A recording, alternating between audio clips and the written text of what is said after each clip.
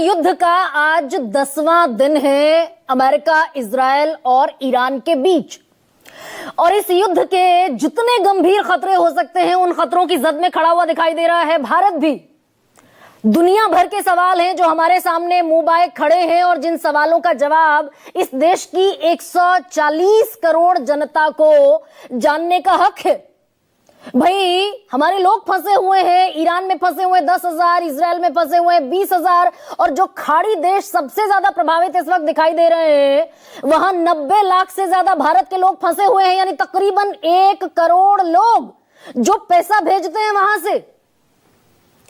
और इस बीच वो जो स्ट्रेट ऑफ हॉर्मुज जिसकी लगातार चर्चा हो रही है कि हमारी टोटल ऊर्जा आवश्यकताओं का, जितनी हमारी एनर्जी कंजम्पशन है, जो भारत की लाइफ लाइन है, उसका 80 से 85% आता है स्ट्रेट ऑफ हॉर्मुज से। वहां से एनर्जी सप्लाई होना, गैस सप्लाई होना बंद हो चुका है और यह संकट मुंह बाए खड़ा हुआ है। बढ़ाने पड़े दाम। घरेलू गैस के सरकार को 60 रुपए, जो सरकार लगातार कह रही थी कोई खतरा नहीं है, कोई चिंता की बात नहीं है, अचानक आधी रात को 60 रुपए एलपीजी घरेलू गैस का जो सिलेंडर है उस पर बढ़ा दिए गए। और आगे आने वाले वक्त में यह भी तय है कि पेट्रोल और डीजल के दाम भी बढ़ेंगे तो महंगाई बम फूटेगा हमारे देश की जनता पर। और इस बीच जो और बड़े कंसर्न्स हैं कि भाई अमेरिका जैसा मुल्क ईरान जैसे संप्रभु देश में घुसेगा, वहां की सारी टॉप लीडरशिप को खत्म कर देगा। 165 बच्चियों का जनाजा एक साथ निकलेगा ईरान में, छोटी छोटी बच्चियां 7 से 12 साल की। और भारत जैसा देश जो बुद्ध का देश माना जाता है और हम सार्वभौमिकता अपनी हमेशा साबित करते आए, 1962 से लेकर 2025 तक हमें 6 दिन लग गए सैयद अली अयातुल्लाह खामनेई की मौत पर शोक संदेश व्यक्त करने में, वो भी तेहरान का, ईरान का जो दूतावास है भारत में, वहां पर हम शोक संदेश पुस्तिका में लिखकर चले आए। और इस बीच अमेरिका वाला जो कंसर्न है कि भाई ट्रेड डील पर ट्रंप ने हमें बताया कि हम $100 बिलियन का माल खरीदेंगे हर साल अमेरिका से। ऑपरेशन सिंदूर के वक्त ट्रंप हमें बताते दिखे कि व्यापार की धमकी देकर उन्होंने युद्ध रुकवा दिया। और इस बीच भी ट्रंप हमें बता रहे हैं जब ईरान से भिड़े हुए इजरायल और अमेरिका और हमारा कोई लेना देना नहीं है उस युद्ध में, तो ट्रंप हमें बताते दिख रहे थे पहले इंटरिम अग्रीमेंट के वक्त ट्रेड डील के कि रशिया से तेल खरीदा अगर तो हम टैरिफ और बढ़ा देंगे, 9 लोगों की निगरानी कमेटी बैठाएंगे। और जब ये बवाल, ये खतरा बढ़ता हुआ दिखा और पूरी दुनिया पर काबिज होता दिखा, तो ट्रंप हमें बता रहे हैं, अमेरिका हमें बता रहा है कि जाओ खरीद लो, 30 दिन की हमने मोहलत दे दी। तो भाई हम क्या इस हालत में हैं कि हम रिटेलिएट कर सके, हम जवाब दे सके? एक संप्रभु देश है हम, हमारी 140 करोड़ की जनता के लिए हम भी तो आंसरेबल हैं, जवाब दें। जैसे अमेरिका कह रहा है कि भाई हम तो अपनी जनता के लिए आंसरेबल हैं, हम भारत को बढ़ने ही नहीं देंगे, भारत के बाजार को, कि वो हमारे कंपटीशन में आकर खड़ा हो सके। तो ये सवालों का एक पूरा जाल है, एक पूरा पुलिंदा है। और एक सबसे मुफीद, सबसे बड़ी जगह है इस देश की पार्लियामेंट, संसद, जहां से मैं आप ये उम्मीद कर सकते हैं कि भाई जितने सवाल हैं इनका जवाब दिया जाएगा और सरकार बाकायदा जनता को जवाब देती दिखेगी। भाई इकलौता यही मंच है ना संसद। और संसद का सत्र आज बजट सत्र का दूसरा चरण शुरू भी हुआ। विदेश मंत्री एस जयशंकर भी आए, राज्यसभा लोकसभा में बयान भी दिया और यहां से फिर वो रुखसत हो गए। तो इतना बवाल और इतना हंगामा आज संसद में हुआ, बहुत सारे बयान आते दिखे। जयराम रमेश क्या कह रहे हैं? विपक्ष ने एक सुर से, चाहे वो आरजेडी हो, समाजवादी पार्टी हो, कांग्रेस हो, उद्धव बाला साहब ठाकरे की पार्टी हो, प्रियंका चतुर्वेदी भी बोलती दिखाई दी। अब विपक्ष एक सुर से कह रहा है कि भाई सारे गंभीर सवाल हैं, सारे जायज सवाल हैं, तो हमें जवाब मिलना चाहिए। संसद पक्ष और विपक्ष दोनों से मिलकर बनी होती है। भाई 37% जनता ने वोट दिया सरकार को, तो 63% जनता ने वोट दिया विपक्ष को, वो भी जनता की नुमाइंदगी करते हैं संसद के भीतर। तो जयराम रमेश कह रहे हैं कि विदेश मंत्री आए, सुमोटो बयान दे दिया राज्यसभा में, यानी कि एक तरफा, ना हम कोई सवाल पूछ सकते थे, ना कोई स्पष्टीकरण मांग सकते थे। हम चाहते थे चर्चा हो कम से कम जब वो खतरा बिल्कुल दरवाजे पर खड़ा हुआ है, लेकिन इसकी इजाजत विपक्ष को नहीं दी गई, जयराम रमेश कह रहे हैं। प्रियंका चतुर्वेदी कह रही हैं कि जो विदेश मंत्री ने आज बताया वो तो विदेश मंत्रालय के प्रवक्ता लगातार बता रहे थे, तो उसमें एस जयशंकर कौन सी नई बात बता गए? हम खामनेई की हत्या पर एक शब्द नहीं बोल पाए। अमेरिका युद्ध की घोषणा किए बगैर यूनाइटेड नेशन चार्टर के नियमों के विरुद्ध अंतर्राष्ट्रीय नियमों को तोड़ते हुए घुस गया ईरान में, हम उस पर एक शब्द नहीं बोल पाए। हमारी एनर्जी सिक्योरिटी का क्या होगा? हमारे देश में तेल पर जो हाहाकार मचने वाला है उस पर क्या होगा? उस पर हम नहीं बोल पाए। अमेरिका क्यों हमें बता रहा है कि 30 दिन की खिड़की खोल दी, खरीद लो रशिया से तेल, इस पर हम कुछ नहीं बोल पाए। राहुल गांधी कह रहे हैं कि ये जनता का मुद्दा है, लेकिन प्रधानमंत्री इस पर बोल ही नहीं पाएंगे क्योंकि वो कॉम्प्रोमाइज्ड प्रधानमंत्री हैं। अखिलेश यादव कह रहे हैं कि अमेरिका तो हमें डिक्टेट नहीं करेगा।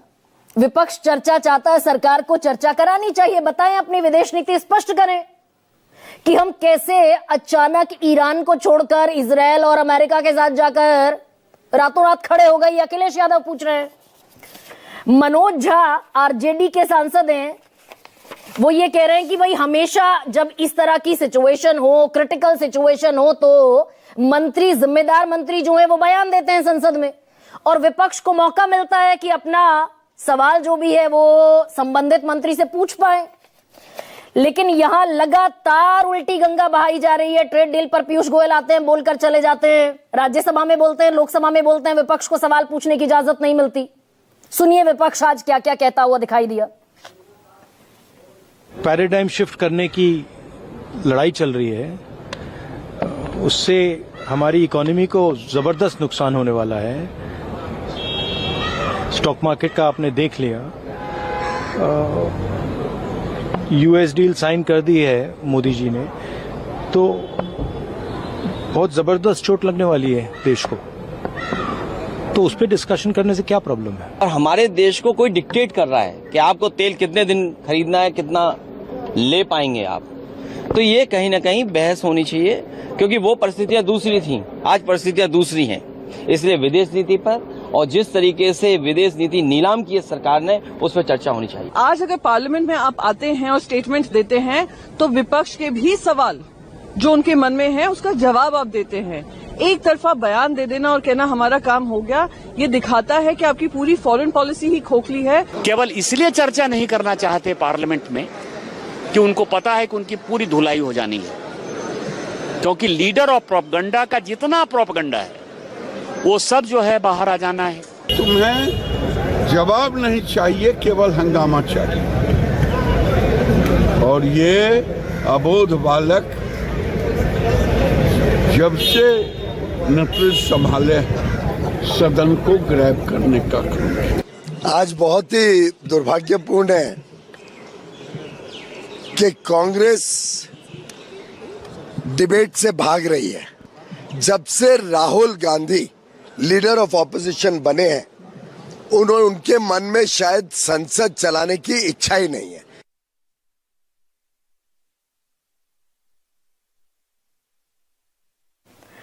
तो विपक्ष कह रहा है कि खतरा बिल्कुल दरवाजे पर खड़ा हुआ है, एनर्जी का संकट है, स्टॉक मार्केट इसका बाकायदा रिफ्लेक्शन दिखाई दे रहा है और हम इस पर चर्चा करने को तैयार नहीं। और सरकार ये कह रही है कि इन्होंने लोकसभा स्पीकर पर अविश्वास प्रस्ताव के लिए चर्चा का नोटिस दिया था, हमने तारीख तय कर दी थी आज की, यानी 9 मार्च की। किरण रिजिजू संसदीय कार्य मंत्री है, वो ये कह रहे हैं कि इतना गैर जिम्मेदार विपक्ष हमने आज तक नहीं देखा। भाई एक मोशन वो लेकर आए, प्रस्ताव लेकर आए स्पीकर पर, डिमांड की कि चर्चा हो पार्लियामेंट में, हमने टाइम फिक्स कर दिया डिस्कशन के लिए। अब जब समय आया तो इन्होंने चिल्लाना शुरू कर दिया। ये दरअसल चाहते ही नहीं है और ना ही इनमें हिम्मत है, करेज है, साहस है अविश्वास प्रस्ताव पर चर्चा करने की, क्योंकि संख्या बल हमारे साथ खड़ा हुआ है। और इसमें जेपी नड्डा कह रहे हैं कि इन्हें सिर्फ हुड़दंग मचाना है, इनका उद्देश्य अराजकता पैदा करना है। ये ना एसआईआर पर चर्चा में भाग लेते दिखे, ना विकसित भारत पर, ना ऑपरेशन सिंदूर पर, ना वक्फ बिल पर। ये वॉकआउट करना ज्यादा बेहतर समझते हैं। तो दरअसल ये कहानी यहां से शुरू होती है कि ये अविश्वास प्रस्ताव का नोटिस दिया था विपक्ष ने 118 सांसदों के हस्ताक्षर के साथ 10 फरवरी को। आज तारीख है 9 मार्च। इस एक महीने के भीतर भीतर ईरान की सारी टॉप लीडरशिप खत्म हो गई। हमारी विदेश नीति पर सवाल उठ रहे हैं कि भाई अमेरिका हमें डिक्टेट कर रहा है, तो मौका बदला है, दस्तूर बदला है, तो चर्चा की जरूरत ज्यादा बेहतर इस बात पर हो जाती है कि यह युद्ध हमारे लिए कितने खतरे लेकर आ रहा है। और ऐसा हुआ है, 1962 का युद्ध चाइना के साथ चल रहा था। अटल बिहारी वाजपेयी जनसंघ के बहुत युवा नेता हुआ करते थे। अटल बिहारी वाजपेयी ने मांग की कि संसद का विशेष सत्र बुलाया जाए और संसद का सत्र आहूत किया गया। उसमें जितने गंभीर मुद्दे हो सकते थे अटल बिहारी वाजपेयी उठाते दिखे और सरकार को घेरते दिखे। विदेश नीति पर सारे तल्ख सवाल रखे गए संसद के भीतर। और 2003 में इराक पर जब हमला किया अमेरिका ने, तब हमारी इसी संसद में, अटल बिहारी वाजपेयी प्रधानमंत्री थे, इसी संसद में बाकायदा चर्चा हुई और हमने निंदा प्रस्ताव पारित किया लोकसभा में भी और राज्यसभा में भी, और यूनानिमसली किया। पक्ष विपक्ष सब इकट्ठे होकर निंदा प्रस्ताव पारित करते दिखाई दिए। और यह दस्तूर अब दरअसल बदलता हुआ दिखाई दे रहा है क्या कि ऑपरेशन सिंदूर में ट्रंप अल्लबल कुछ भी बोलते चले गए और 72 दफा कह दिया कि हमने ट्रेड की धमकी दी, तब भारत और पाकिस्तान ने युद्ध रोका। ट्रेड डील पर, इंटरिम अग्रीमेंट पर ट्रंप बताते दिखे $100 बिलियन का कारोबार भारत हमसे करेगा, हमसे खरीदेगा भारत। ट्रंप बताते दिखे कि रशिया से तेल हम नहीं खरीदेंगे।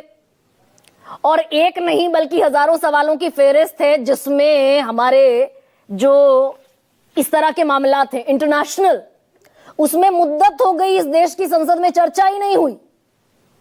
विपक्ष अराजक और विपक्ष हुड़दंगी, हम ये कहकर दरअसल नोटिस बोर्ड बनाते भी दिख रहे हैं क्या संसद को? ये कहते दिखाई दिए शशि थरूर कि हमने नोटिस बोर्ड बना दिया पार्लियामेंट को कि हमारा जो मन आए हम नोटिस चिपका कर चले जाए, विपक्ष चाहे जो मर्जी वो आवाज उठाता रहे। इसी पर चर्चा करूंगी, शशि थरूर को भी सुनवा दीजिए जरा। लेकिन अगर आप मौका नहीं देंगे तो विपक्ष कैसे बोलेंगे? फिर इतनी बड़ी चीज हो रहे हैं दुनिया में, तो भारत के संसद पे चर्चा नहीं करेंगे, सिर्फ विदेश कार्य मंत्री कुछ बोल के चले जाएंगे, तो ये संसद है या कोई नोटिस बोर्ड? अब ऐसे मैं आपके सामने रखती हूं आज का सबसे बड़ा सवाल। युद्ध पर बहस से भागी सरकार और स्पीकर पर विपक्ष फरार। और आज का दूसरा सबसे बड़ा सवाल ये, संसद को नोटिस बोर्ड बनाएंगे तो फिर ये विपक्ष वाले कहां जाएंगे?